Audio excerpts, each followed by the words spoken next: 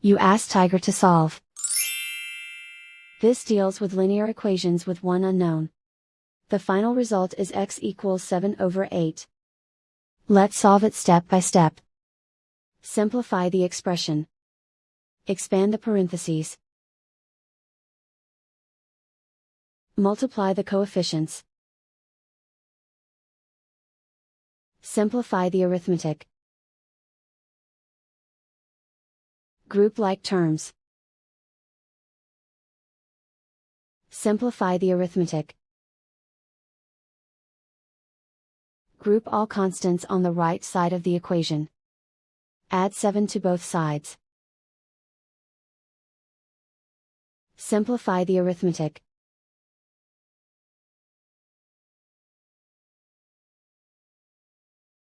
Isolate the x.